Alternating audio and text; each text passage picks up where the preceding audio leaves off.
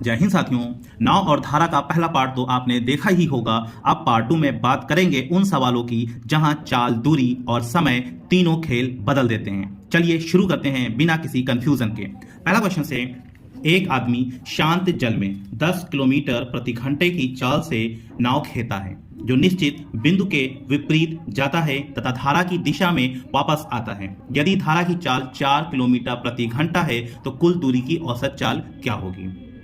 Option है 9 सही 2/5 kilometre प्रति घंटा, 8 सही 2/5 किलोमीटर प्रति घंटा, 11 सही 2/5 किलोमीटर प्रति घंटा और 12 सही 1/5 किलोमीटर प्रति घंटा।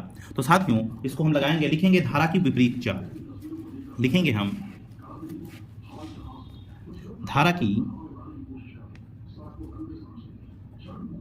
विपरीत चाल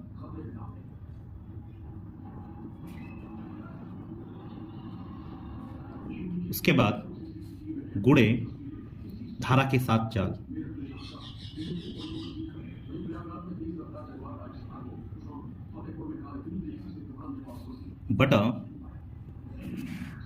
बटा आदमी की शांत जल में चाल। आदमी की शांत जल में चाल। अब देखिए साथियों, हमें दिया हुआ है 10 किलोमीटर प्रति घंटा और 4 किलोमीटर प्रति घंटा। अगर धारा की विपरीत चाल होगी तो 10 किलोमीटर से 4 किलोमीटर हम घटा देंगे। तो हम लिखेंगे 10 - 4 गुणे धारा के साथ अगर चलेंगे हम तो 10 किलोमीटर और 4 किलोमीटर को हम जोड़ लेंगे। तो हम लिखेंगे 10 + 4 बटा आदमी की शांत जल में चाल कितनी है? 10 किलोमीटर प्रति घंटा है। तो हम लिखेंगे यहाँ पे 10 बराबर 10 में से 4 जाएगा तो 6 बचेगा, गुणे 10 और 4 14 बटा 10। 2 तियाँ 6 और 2 पंचे 10। अब इनको गुणा कर लेंगे तो 14 तियाँ 42 बटा 5। तो इसमें आपका राइट ऑप्शन कौन सा होगा साथियों? इसमें राइट ऑप्शन, अगर इसको हम डिवाइड करें 5 × 8 = 40 2, तो ये हो जाएगा आपका 8 सही 2/5, यानी 8 सही 2/5 किलोमीटर प्रति घंटा। इसका मतलब आपका जो ऑप्शन 2 है वो राइट रहेगा। 8 सही 2/5 किलोमीटर प्रति घंटा दूरी की चाल होगी। चलते हैं तीसरे क्वेश्चन की तरफ।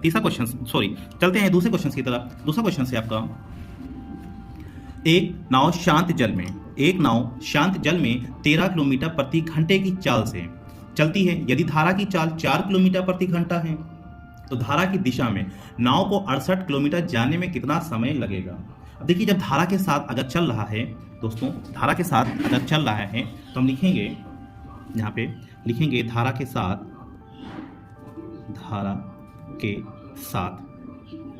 चाल।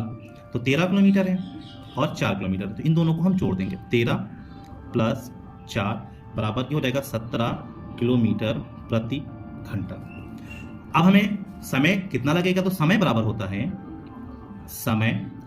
होता है दूरी बटा चाल। दूरी कितनी है? दूरी आपकी 68 है, 68 किलोमीटर। चाल कितनी है? तो दोनों मिला के 17 किलोमीटर प्रति घंटा। तो किलोमीटर से किलोमीटर कट जाएगा, 17 × 17 और 17 × 68, यानी कि 4 किलोमीटर आएगा। तो इसमें 2 घंटा, 3 घंटा, 7 घंटा इनमें से कोई नहीं। तो इसमें राइट ऑप्शन आपका चौथा होगा, इनमें से कोई नहीं, क्योंकि ऑप्शन आ नहीं रहा है। तो 4 किलोमीटर राइट आंसर होगा। चलते हैं तीसरे क्वेश्चन की तरफ। तीसरा क्वेश्चन है दोस्तों, एक नाव ऊर्ध्व प्रवाह में B से A और अनुप्रवाह में A से B 3 घंटे में चलती है। यदि शांत जल में नाव की चाल 9 किलोमीटर प्रति घंटा है और धारा की चाल 3 किलोमीटर प्रति घंटा है तो A और B के बीच की चाल क्या होगी? अगर विपरीत में चलेंगे, अगर विपरीत में चाल होगी, विपरीत चाल होगी तो 9 किलोमीटर से हम 3 किलोमीटर को घटा लेंगे। तो लिखेंगे 9 - 3 बराबर 6 किलोमीटर प्रति घंटा। अब धारा के साथ अगर चलेंगे, धारा के साथ चाल जो होगी हमारी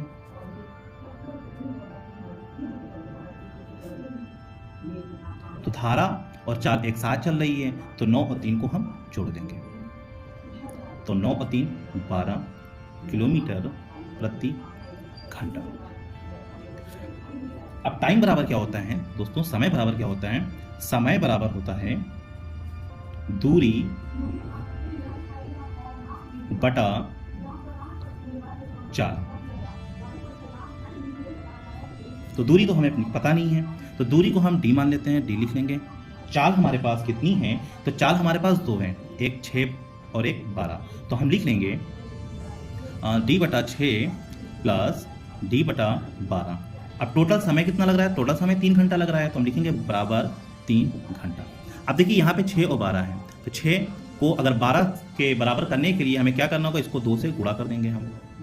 तो 2 को d से गुणा करेंगे तो हो जाएगा 2d बटा 2 छंग 12 प्लस d बटा 12 बराबर 3।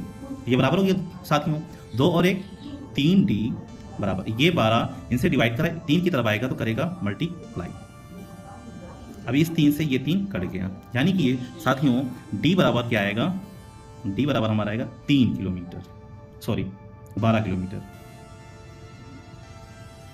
d बराबर हमारा हो जाएगा, d बराबर हमारा हो जाएगा 12 किलोमीटर। तो इसमें राइट ऑप्शन आपका होगा, ऑप्शन में आपका राइट रहेगा, चौथा ऑप्शन आपका राइट रहेगा, 12 किलोमीटर राइट रहेगा। अंतिम क्वेश्चन है, एक नाव की शांत जल में चाल 8 किलोमीटर प्रति घंटा है। नाव 6 किलोमीटर तक गई और वापस आई, जिसमें उसे 2 घंटे लगे। धारा की चाल ज्ञात कीजिए। माना कि धारा की चाल बराबर लिखेंगे दोस्तों, माना कि धारा की चाल बराबर x किलोमीटर प्रति घंटा है। तो टाइम बराबर दोस्तों क्या होता है, टाइम बराबर होता है डिस्टेंस अपॉन स्पीड। तो दोस्तों हमारा जो डिस्टेंस है वो 6 किलोमीटर का है, तो हम लिखेंगे 6, स्पीड हमारे पास 8 किलोमीटर गया और 8 किलोमीटर वापस आया, तो इसको हम लिखेंगे दोस्तों 8 प्लस u, इसके बाद लिखेंगे प्लस टाइम वही 6 किलोमीटर दूरी, तो हम लिखेंगे इसमें 8 माइनस v बराबर, उसको कितना टाइम लगा दोस्तों, 2 घंटा लगा, तो यहाँ लिखेंगे 2। अब साथियों ये बराबर नहीं है, इसका हर बराबर नहीं है, तो हर बराबर करने के लिए क्या करेंगे, इनको हम इससे मल्टीप्लाई करते हैं। तो 6 8 48 माइनस 6 को 20 से गुणा करेंगे, तो ये भी रहेगा दोस्तों, तो ये हो जाएगा हमारा 6v प्लस लगाएंगे, 8 6 48 प्लस है तो प्लस रहेगा, 6 को 20 से गुणा करेंगे तो ये भी 6v हो जाएगा, बटे लगाएंगे, 8 को 8 से गुणा करेंगे तो 64 हो जाएगा, प्लस और माइनस माइनस होता है, v को 20 से गुणा करेंगे तो v स्क्वायर बराबर 2।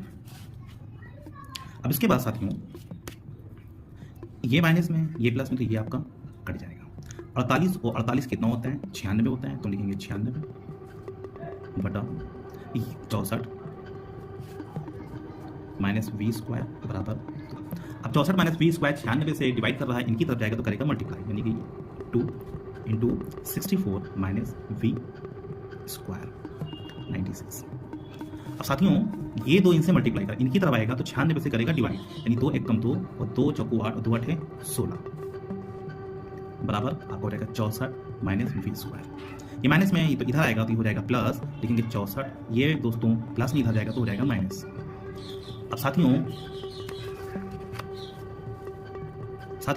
लिखेंगे v स्क्वायर बराबर 64 से हम 48 निकालेंगे, तो 14 में से 8 जाएगा तो बचेगा 6, ये बचा 5, 5 से 4 ये बचा 1। अब यहाँ पे जो स्क्वायर लगा है, जब इस स्क्वायर को हम हटाएंगे तो 16 के ऊपर लग जाएगा रूट, स्क्वायर रूट v, तो स्क्वायर 16 का दोस्तों 16 का स्क्वायर रूट 4 होता है, यानी कि हमारा जो ऑप्शन होगा वो ए ऑप्शन 1 ऑप्शन आपका राइट होगा, 4 किलोमीटर प्रति घंटा।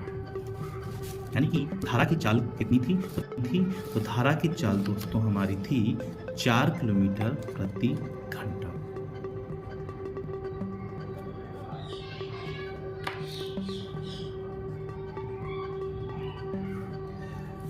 अगर पार्ट 2 ने आपके कॉन्सेप्ट और क्लियर कर दिए हों तो वीडियो को लाइक शेयर और हमारे चैनल जीशु एजुकेशन पावर को सब्सक्राइब ज़रूर करें, ताकि नेक्स्ट वीडियो का नोटिफिकेशन सबसे पहले आप तक पहुंचे।